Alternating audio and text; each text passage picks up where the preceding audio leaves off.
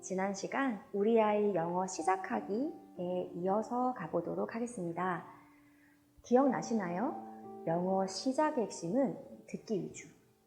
많이 듣고 노출되는 것이 발달 단계상 선행되어야 하고 또 학습적이지 않게 영어에 친숙해지는 데 중요하다는 것은 분명합니다. 그런데 혹여나 그저 많이 보면 최고다란 오해로 이어질 수도 있을 것 같았어요. 이를테면 이런 현상. 듣기가 중요하네. 그럼 이제부터 많이 보고 많이 들어. 이것도 보고 저것도 보고. 그럼 도움이 되겠지. 자, 방금 말을 다시 한번 떠올려 볼게요. 먼저는 많이 듣는다고 하는 것이 정말 얼마나 많을지에 대해서요. 원어민 부모가 있거나 실제 외국에서의, 즉 퍼스트 랭귀지 환경이 아닌 이상 우리 세컨 랭귀지 환경에서의 그 많이 듣는다고 하는 것은 사실상 극히 제한적일 수밖에 없습니다.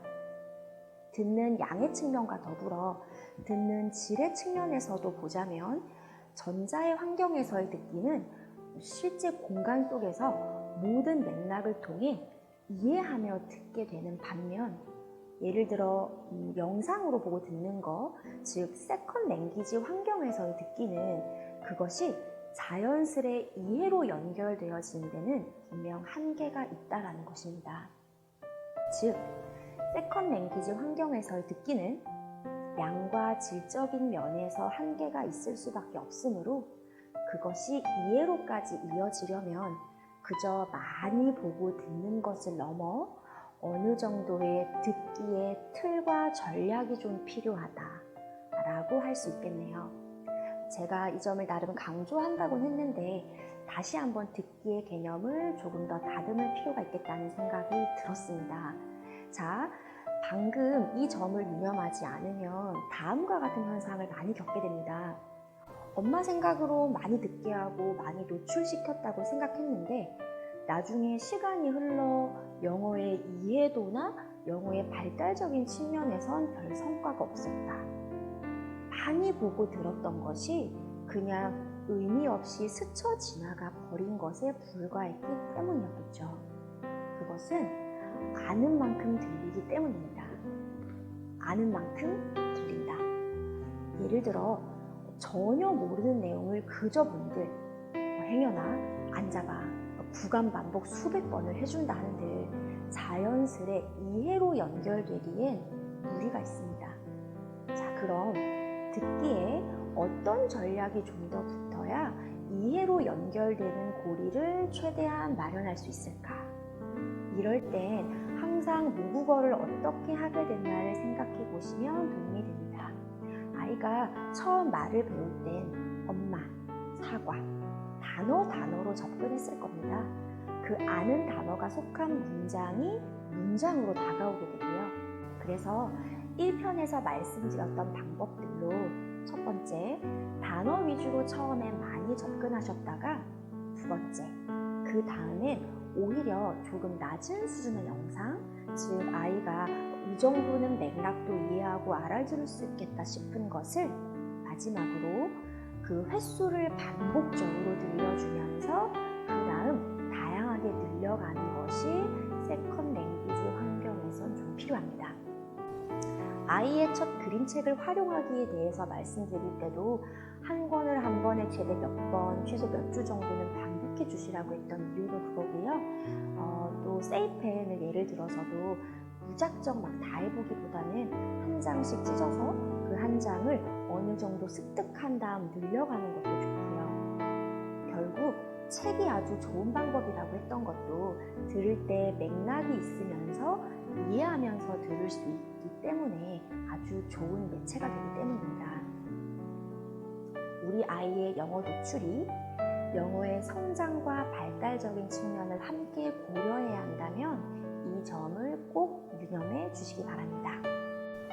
자, 이제 영어 시작하기의 첫 단추는 잘 꿰어졌습니다. 그렇다면 영어의 마지막은요? 예를 들어 영어를 잘하는 거, 영어 시험을 잘 치는 거, 통역을 잘하는 거 등 목표를 무엇으로 잡느냐에 따라 달라집니다. 즉, 영어의 시작은 모든 아이들에게 공통적으로 적용될 수 있지만 마지막은 무엇을 목표로 잡느냐에 따라 방향도 방법도 매우 달라진다는 것입니다. 사실 앞서서 입시까지의 과정에 대해 나누겠다고 이미 말씀드렸었는데요. 특히 영어를 잘하는 것과 영어 시험을 잘 치는 것, 또 그 시험이 무엇인지에 따라 예를 들면 이게 수능 영어인지 토익인지 토플인지에 따라서도 너무나 달라지기 때문에 미리 구분을 지어 강조했었던 것이고요.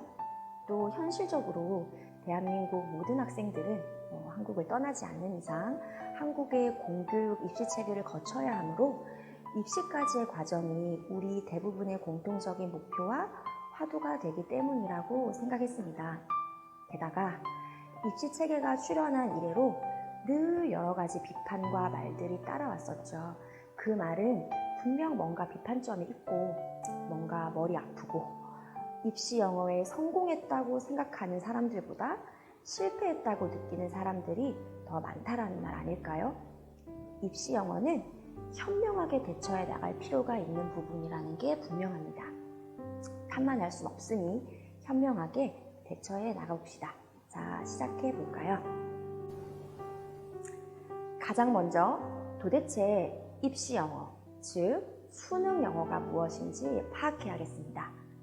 수능 영어의 목표, 내용, 선별 도구의 측면에서 생각해보면서 그 각각의 항목이 시사하는 바가 무엇인지를 한번 잘 생각해 보겠습니다. 목표. 한국교육과정평가원에서 명시된 말을 그대로 사용하자면 대학 교육에 필요한 수학 능력 측정입니다. 즉, 대학교에 가서 공부하기 위한 영어를 배우고 그것을 평가한다는 말입니다. 대학에 들어가면 학문을 공부하기 위한 책을 읽어야 하는데 20세기 이후에 등장한 대부분의 지식 체계들이 영미권에서 만들어졌기 때문에 보통 다 영어로 적혀있죠.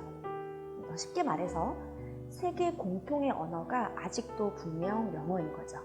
그래서 우리 아이들이 이 세계를 살아나가야 할 때 영어를 할 수밖에 없고 놓을 수 없는 이유이기도 합니다. 내용. 이 목표를 잘 생각해 보시면 내용도 따라옵니다.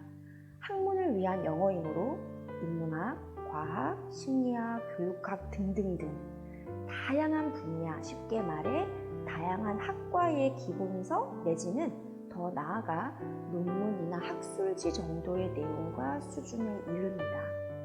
안녕, 너 뭐했니? 이런 영어가 아니라는 거죠. 예를 들어드리는 게 가장 좋을 것 같아요. 수능 영어의 내용과 수준이 어떤지를 직접 느낄 수 있는 실제 기출된 문장 하나를 불러드릴게요. 같이 한번 느껴볼까요?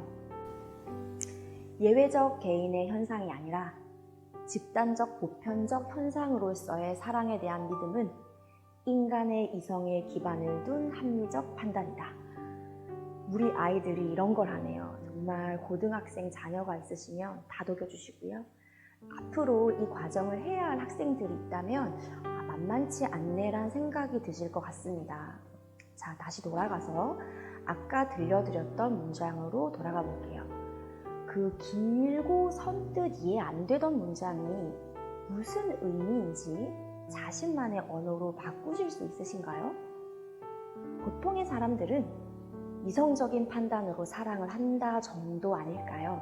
자, 그럼 이 단계까지 오려면 어떤 과정이 필요한가를 차근차근 생각해 볼 필요가 있습니다. 우선은 제가 아까 쭉 불러드린 문장을 자신이 직접 문자 그대로 독해할 수 있어야겠습니다. 그러려면 그보다 더 1차적으로 문장마다의 단어와 문법 베이스가 좀 있어야 하겠네요. 그런데 궁극적으로는 그 문자 그대로의 해석이 도대체 무슨 말인지, 무슨 의미인지 국어적으로 이해할 수 있어야 합니다. 수능 영어란 영어를 수단으로 하는 국어 영역의 연장선이라고 표현하고 싶습니다. 단지 영어를 잘하는 것과도 다르지만 여느 시험과도 확연히 다른 점입니다. 이 점을 이해하시면 왜 외국인들이 수능 영어를 못 푸는지 알 수 있지 않을까요? 왜 영상에서 외국인들이 수능 영어를 풀고 이게 뭐야 막 비판하는 영상들 유명하지 않습니까? 분명 비판거리가 있습니다. 하지만 외국인들이 수능 영어 아니면 토익, 토플 같은 실제 영어 시험을 다 맞지 못하는 이유는 한국어가 모국어인 우리가 국어 영역, 더구나 비문학 영역에서 모두 만점 받지 못하는 원리랑 똑같지 않을까요? 결국 국어력이기 때문입니다. 제가 우리 아이 영어 잘하려면 어떻게 해야 해요? 라는 질문을 참 많이 받게 되는데 짧게 대답을 해야 하니까 결국 이 말이 제일 많이 나오더라고요. 국어를 잘하면 나중에 다 되더라고요. 라고 하면 사실 다들 별로 만족을 못하세요. 안 와닿기 때문이지요. 비단 수능 영어뿐만 아니라 단순한 대화를 넘어서는 높은 수준의 영어 구사에는 분명 국어력이 아주 밀접하게 관련되어 있습니다. 마지막 선별 도구. 수능 영어는 결국 시험이기 때문에 변별력이 필요하게 되지요. 변별력, 즉 점수는 무엇으로 가려낼까요? 같은 뜻일지라도 높은 수준의 단어, 같은 구문이더라도 높은 수준의 문법을 쓴 문장. 아까처럼 사실은 쉬운 말인데 2차, 3차적으로 꼬아서 표현해 놓은 문장. 그러므로 푸는데 극히 제한된 시간 등이 따라오게 되지요. 결국 수능 영어의 비판점은 이 부분에 있다고 생각하는데요. 이 변별력을 갖기 위해, 즉 아이들을 점수로 줄을 세우기 위해 너무나 필요 없는 수준의 단어, 지나치게 어려운 문법, 풀어내는데 부족한 시간들이 주어지는 시험일 수밖에 없습니다. 이제 이 모든 것을 종합해 볼게요. 수능 영어란 학문적인 영어이므로 국어력이 최종적인 관건이라는 것과 그 마지막 단계로 가기까지의 가장 기본적인 베이스는 다른 어떤 것을 차치하더라도 단어력이라고 말씀드리겠습니다. 단어력이라는 베이스와 국어력이라는 그 키를 갖고 있으면 성공하고, 그렇지 못하면 온갖 고생만 하다 끝이 나버리게 됩니다. 자, 이 점을 잘 생각해 보시고요. 지금부터 초등학교, 중학교, 고등학교 시기별로 하나씩 풀어 나가보도록 할 텐데요.